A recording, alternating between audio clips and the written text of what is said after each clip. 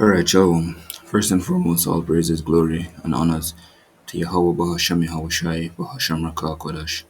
Double honors to our apostles and elders of JMS Great Millstone who teach and rule well and continues to do so through the spirit and the power of Yahweh Bahasham Yahweh Shai.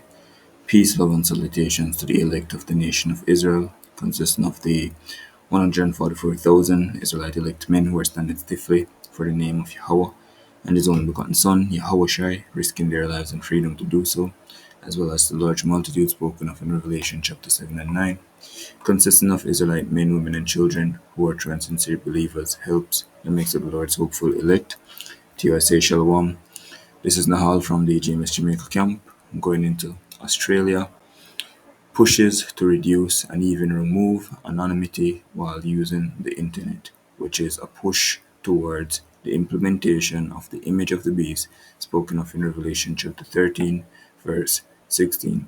So this is 2 Corinthians chapter 2, verse 11. It says, lest Satan means the adversary, right? Those who are adverse towards the Heavenly Father and the people of the Heavenly Father, lest Satan should get an advantage of us, for we are not ignorant of his devices.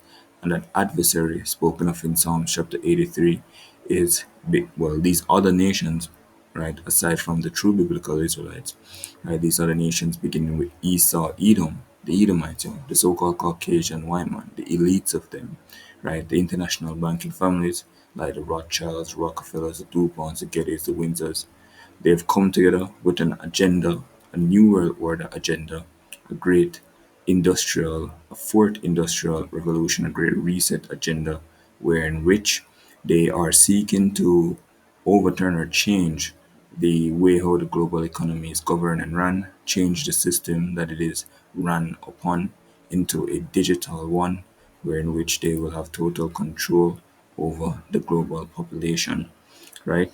Aaron Russo said, not even said, but spoke on the conversation that he had with Nick Rockefeller. He was speaking to Jones about the agenda that they have, and essentially what it all boils down to is them having total control. And this move that is being made, you know, in Australia right now is another form of control, restriction, right? Because right now, an individual can surf the web, they can browse, they can be online, they can have social media accounts, they can make comments, they can, have a social or a personality, a social personality or an online personality, and be completely anonymous. However, they are seeking to remove that anonymity so that they can, for one, track what you say and do online, and essentially regulate what you say and do online. It's just another form of regulation, which is a part of the image of the beast. Revelation 13 and 16. Let's start at 15. And he had power to give life unto the image of the beast, that the image of the beast should both speak and cause that as many as would not worship the image of the beast should be killed. Now the beast that it speaks of is first, well, it begins with the Western Roman Empire, right? But then you had that wound, that deadly wound, as it says in verse 14, which had a wound by a sword and did live.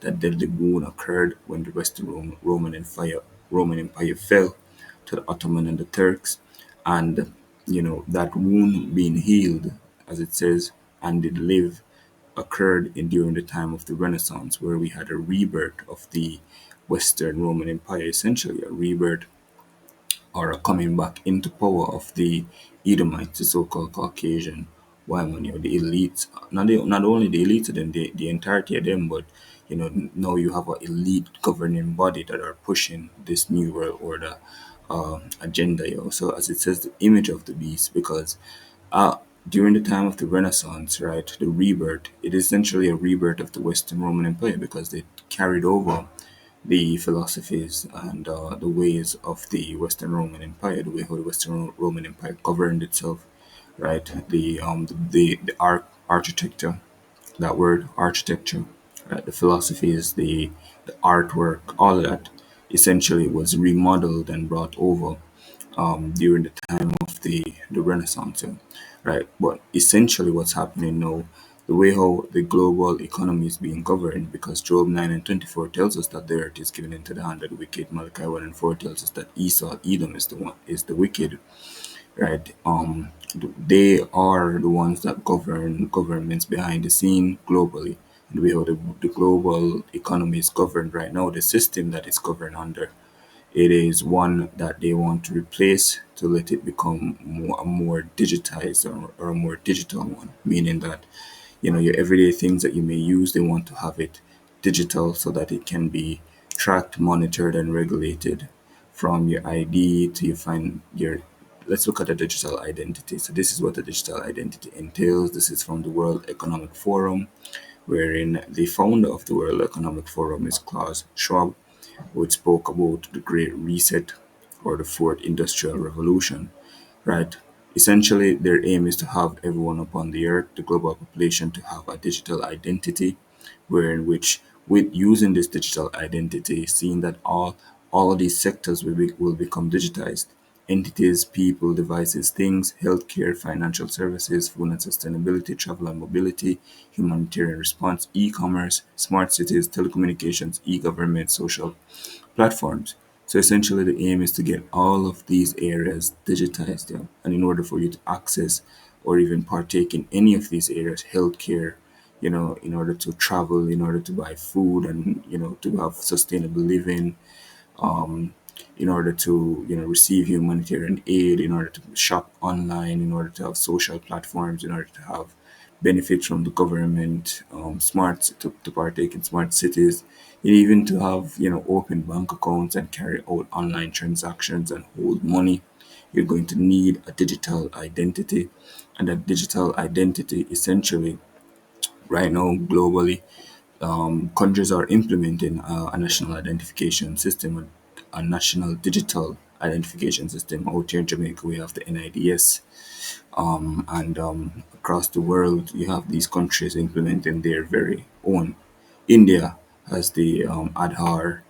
America is looking to push the Real ID. So you have countries across the world implementing this digital form of identification.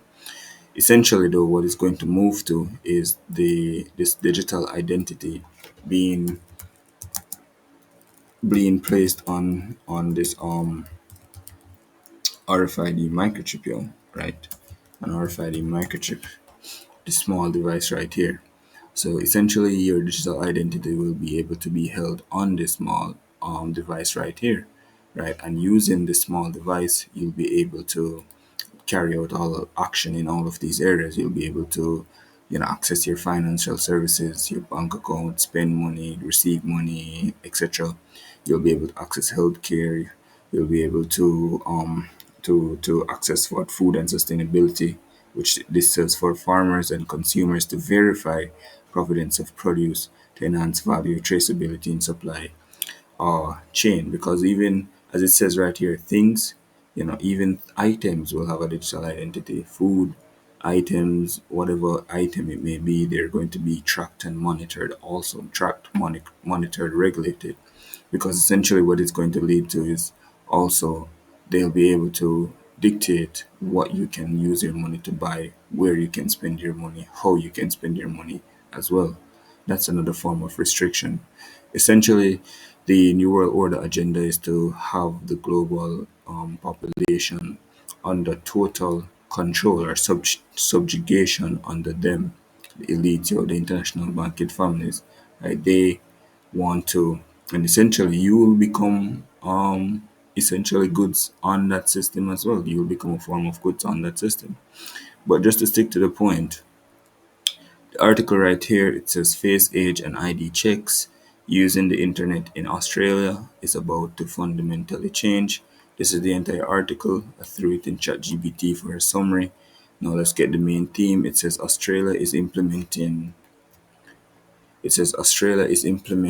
strict new online safety regulation, particularly to protect children from harmful content. And this is again, indeed there is harmful content online, especially that what children should not see.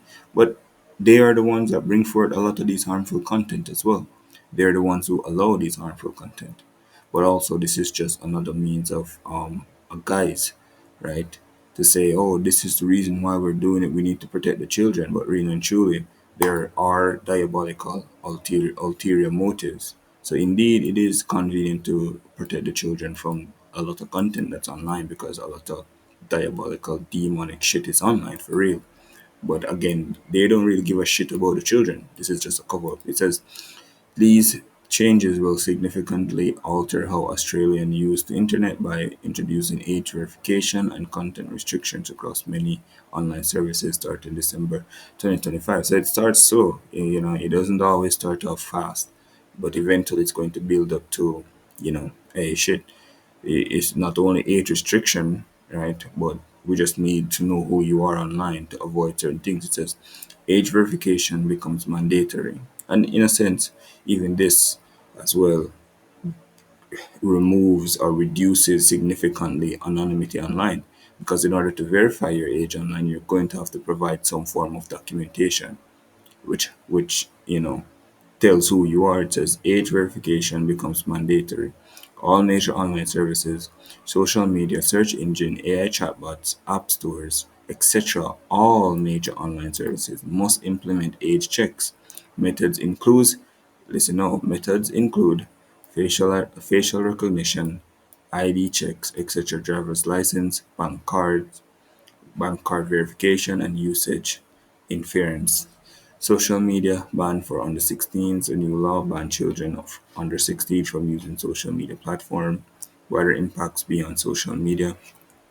New industry codes from the e-safety commissioner apply age restrictions and safety filters across search engines, AI messaging apps, and app stores. Services must block access to content like pornography, self-harm instructions, violent games, and suicide-related material for minors. But again, it doesn't stop there. As it says, it's all major online services must, all major online services, right, must implement a check, which methods going or that are going to be included are facial recognition and ID checks. Essentially, they want to know who you are online, because essentially everything that you do should be tracked and monitored.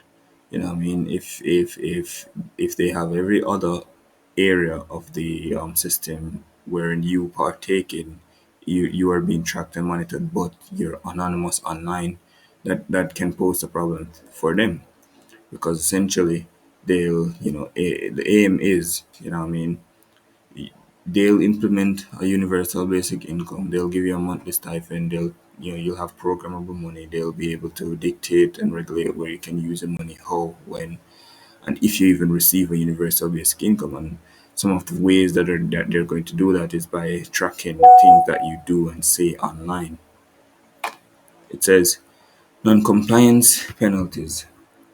Companies that fail to comply could face fines of up to 49.5 million or have their services removed from search results in Australia.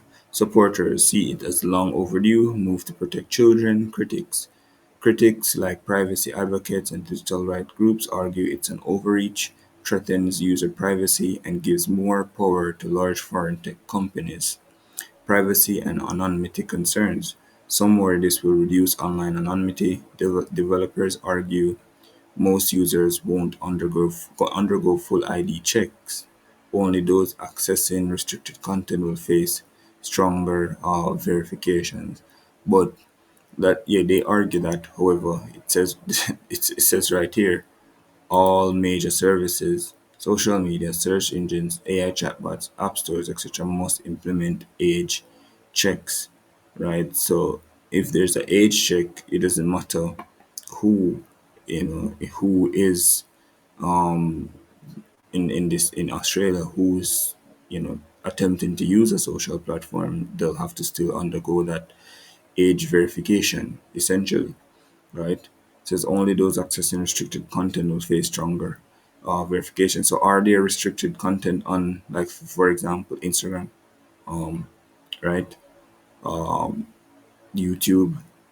I mean, there may be restricted content on these platforms indeed, but you know, it's not as if the moment you go to do the search, that's when they tell you, all right, verify your age by entering this form of information or that form of information. Yeah.